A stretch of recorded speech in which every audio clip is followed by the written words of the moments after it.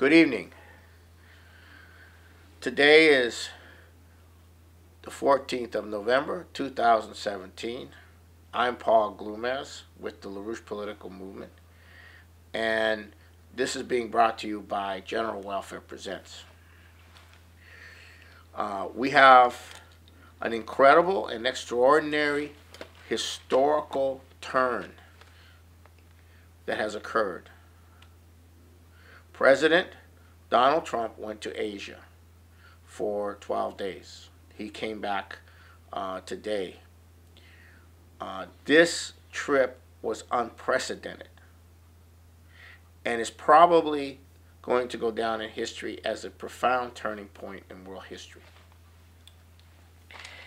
A different America came to Asia with a different president.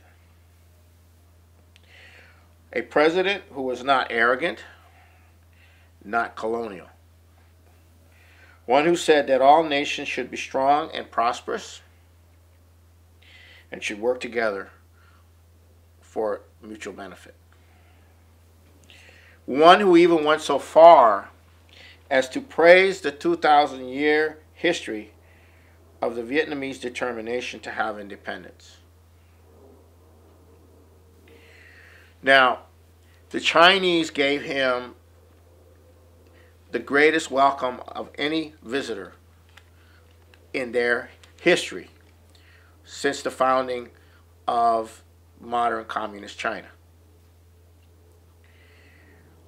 Since he has been there, even before he left, his presence has created a situation where the relations between Korea, South Korea and China, between China and Japan, between China and Vietnam, between South Korea and Japan, and all the ASEAN nations has dramatically improved just in a very short period of time. Why? Because Donald Trump was not there to challenge China's right to economically develop. He was not there to challenge the right of all the other nations there to economically develop. It's very, very important. Now,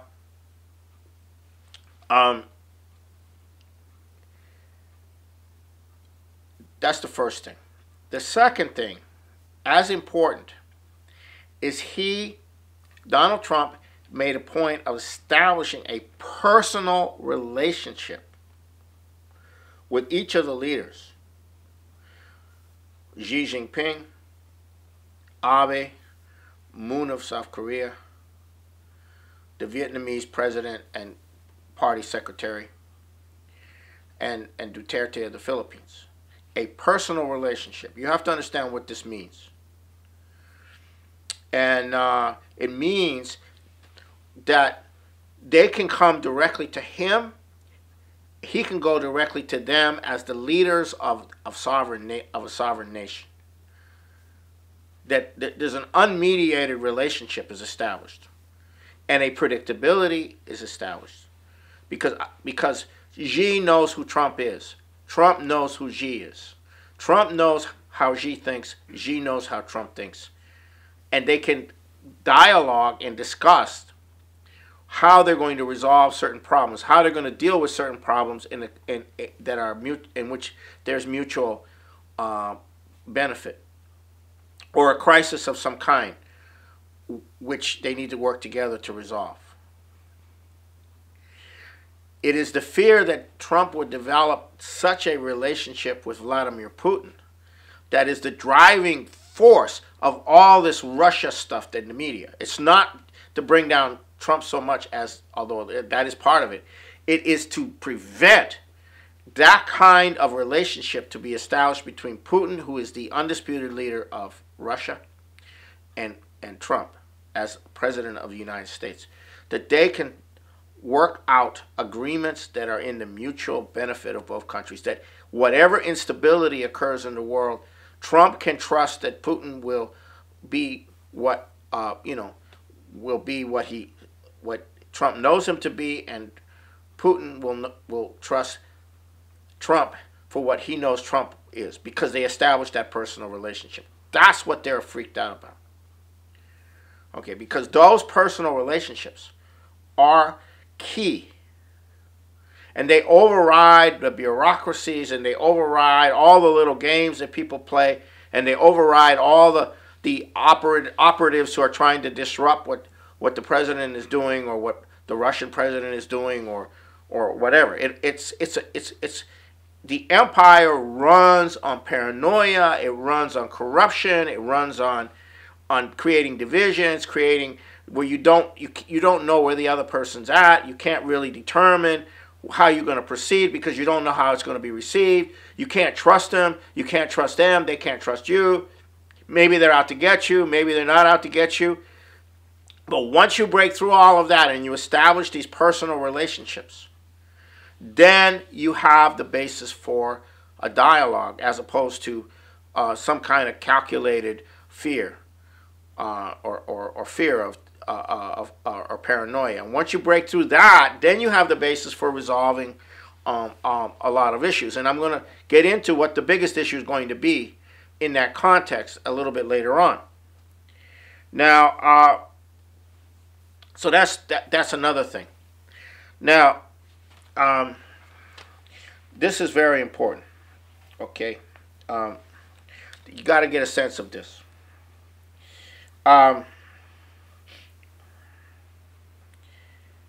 Now, the U.S. and Europe response to this is freakouts beyond belief. Trump is selling out to totalitarian dictators and to the commies. And while the same media is saying that Trump is a right-wing fascist who will start a nuclear war with the very same totalitarian dictatorships, and which he's supposedly under the control of or cozying up to. So it's totally contradictory. But don't be fooled, and this is very important. Don't be fooled.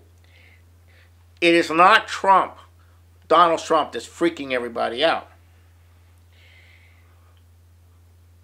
It is not that these people hate Donald Trump. Yes, they hate Donald Trump. But it is more that these people hate the human race. And the fact that the Belt and Road Initiative, which is now getting underway, will make it possible for a lot more humans to exist at a much higher living standard. That is unforgivable. That is the greatest sin that you can commit, is to create the circumstances for more people living at a higher living standard. Okay, that's the greatest sin. And most of all, Donald Trump doesn't seem to share their elitist hatred of the human race. And in a recent article in the Global Times, which was headlined by a very prominent, it was written by a very prominent character, Wang Yi-wei, director of the Institute of International Affairs at Renmin University. The title of the article was U.S. Participation in Belt and Road Inevitable. Why? Because the $300 billion of deals that were signed between U.S. firms and Chinese firms and investments that China is going to make, which is just a drop in the bucket to what's really going to occur, essentially begins to bring the U.S. manufacturing sector, the U.S. real economy, into participation with China in economic development all over the world. So the U.S. has not publicly joined the One Belt, One Road. They have not publicly gotten on board, but they are in effect headed that way. And it is now, because of this trip, it is now pretty much inevitable that unless Trump is removed and we go to war, the U.S. is heading into an entirely different world, which is going to be Pacific-oriented, Indo-Pacific oriented. It's going to include everybody from India all the way over to the U.S. and South America. It's going to be, the Pacific is going to be the center of the world, not the Atlantic. Okay. So, with that said, we now have to get into the problem that we have. We have an elite led by an oligarchy, which has been brainwashed and a portion of our population, a portion of European population, been brainwashed into a degenerate culture. A degenerate culture which is extremely pessimistic, extremely hateful of humanity. And the core institution that did this was something called the Congress of Cultural Freedom, which got going in the late 40s and was disbanded in the 60s when they discovered that it was money was getting from the CIA. But it's the Congress of Cultural Freedom that promoted all these rotten philosophers, all this crap, the rock, drug, sex, counterculture, all of it was initiated through the Congress of Cultural Freedom. And the idea behind the Congress of Cultural Freedom is to corrupt the population, make them degenerate, and the freedom to be degenerate. And this is also the basis that led to the environmentalist, the anti-human environmentalist perspective, the anti-development perspective of the environmentalists, which all comes out of this grouping. It's what took the left and the socialists and destroyed them and made them into these left neoliberal kind of humanity haters. And that's what you see.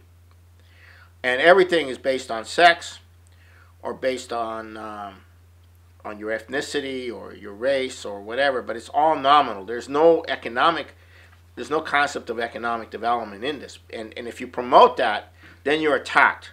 You're hated. You're hated. And LaRouche is not hated because people didn't understand him. LaRouche is hated because people did understand him. They did understand what we were intending to do. That we were intending to do what is now starting to be done. I mean, after all, we did design the LaRouche movement. Lyndon LaRouche and Helga did design the plan that is now being adopted by the Chinese. And the Russians are coming in, and everyone else is coming in. And now the U.S. is coming in.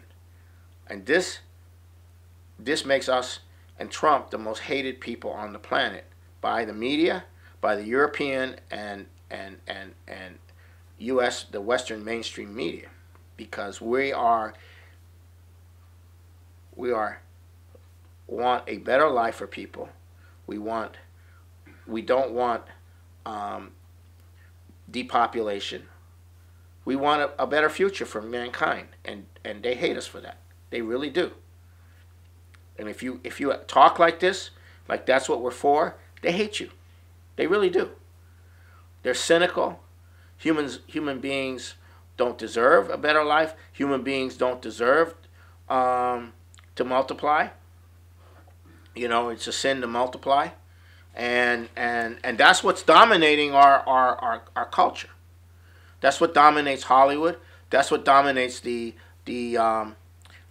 mainstream media. Okay. So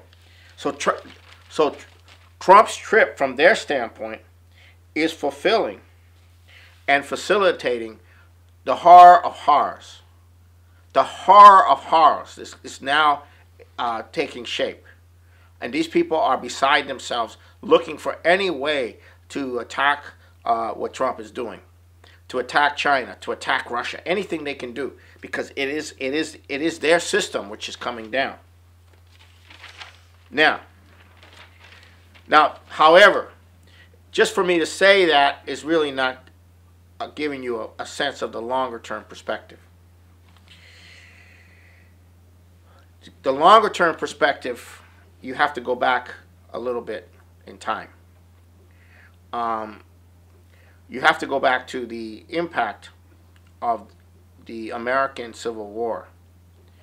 The American Civil War had a profound impact on the world in the following way.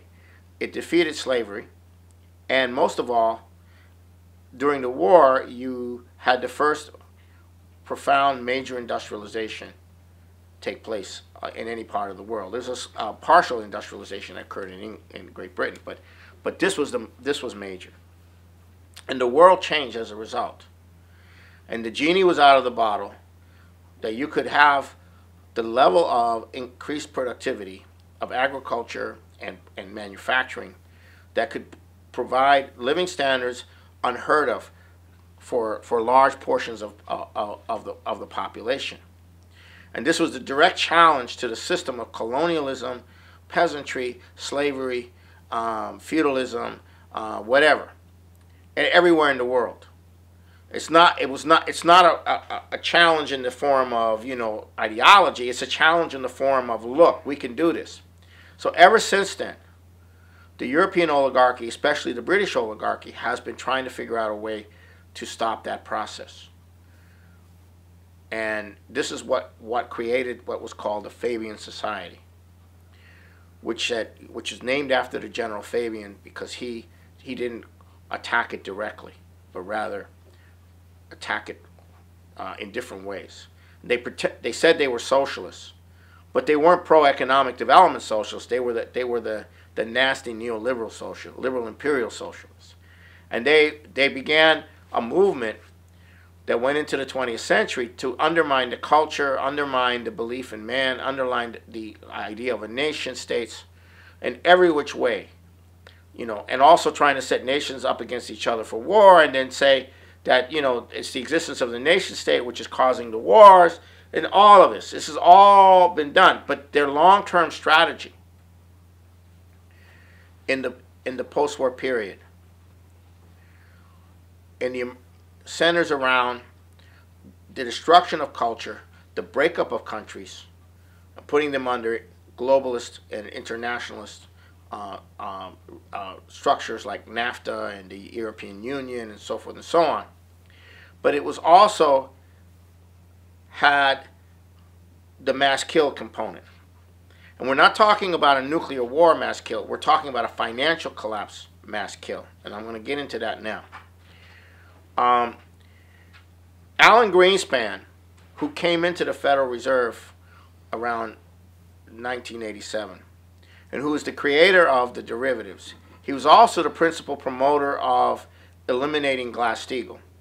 He made a statement, which I'll never forget, which resounds in my mind. He said, derivatives are great. They spread the risk. However, they will ultimately create a systemic risk. What he means is the whole system collapses.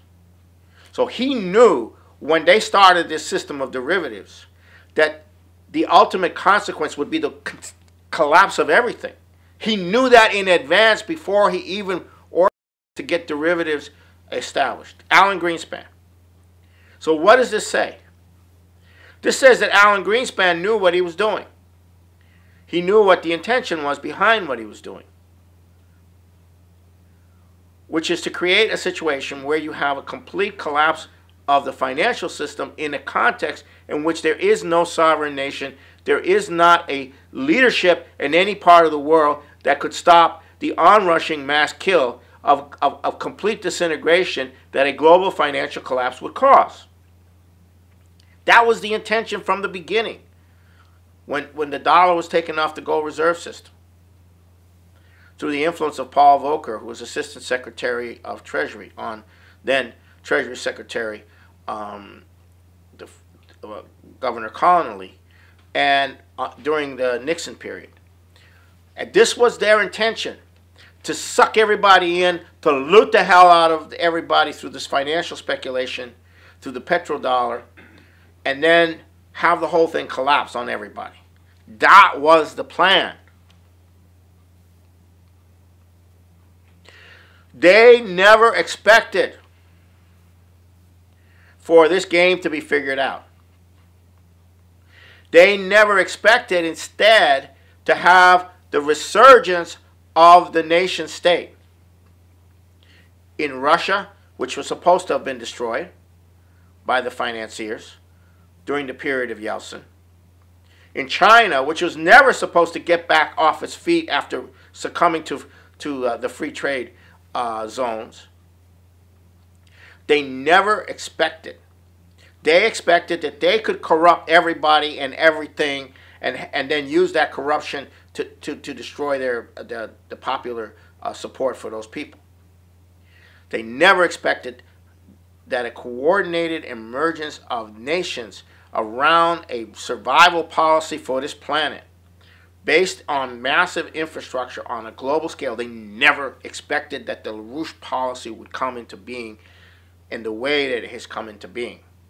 And Guess what? You have Trump and Xi Jinping. You have Trump and Abe. You have Trump and other leaders.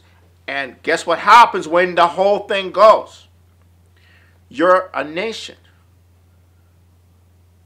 You can issue an emergency and put the banks into bankruptcy. You can establish separation between commercial and you can rebuild. You can recreate a banking system in less than 2 weeks, just like FDR did. Every nation could do that, and they can do it in a coordinated way. So pull the plug, collapse the whole thing. As long as the United States president represents the nation, represents the interest of the nation. Oh, not now. He can't, you have Wall Street, you have the City of London, they're running the financial system. They want all these tax reforms so they can bail out the banks by giving more credit to the corporations who are in a massive debt bubble. They want to prop up that debt bubble. So Trump isn't going to tell you that, oh, it's terrible that the stock market's going up. He's not. It's going to collapse first. Okay? But who's president when it collapses? And what will he do? Well, he indicated what he might do in the Puerto Rican thing when he said, "Well, there goes the debt. You can kiss goodbye to the debt." Goldman Sachs isn't going to like it. So this is, and now he has a way of coordinating how you're going to deal with this collapse with other nations. And if such a relationship is established with Putin, then you have complete and Modi of India, then you have complete coordination. If they pull the plug on the system, or if the system totally collapses, you have a basis for nations acting to reorganize, because it's only financial, it's only money.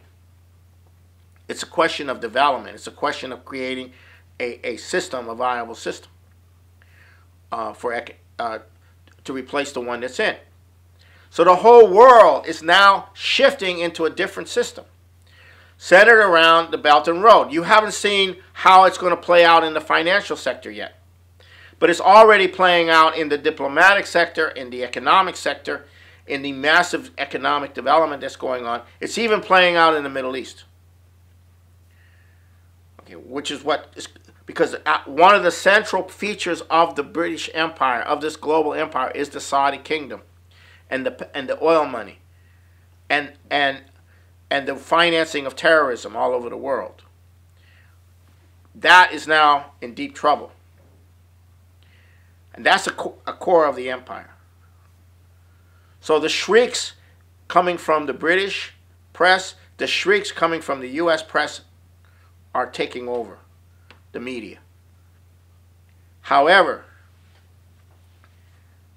a lot of people are getting wise. And you had this letter by these congressmen with all the questions asking why Attorney General Sessions isn't doing his job. So there's a huge fight breaking out. There's also the attempt to use sexual corruption as a way of destroying the political system, targeting individuals for things they allegedly did 30, 40 years ago. When you have a completely look, Washington D.C. is a completely incestuous, corrupt, sexual, predatory world. So is Hollywood. So is all of this. So now you're using that crap to bring people down. And this is the American version of clean hands. So you're going to use that too against everyone that they want, against everyone and anyone. So this is what you're dealing with. You're dealing with a profound crisis in the United States, and but this is only the beginning. It's only the beginning. And Trump is coming back from Asia in a much stronger, internationally strategic position. He has now the support and goodwill of all of Asia behind him.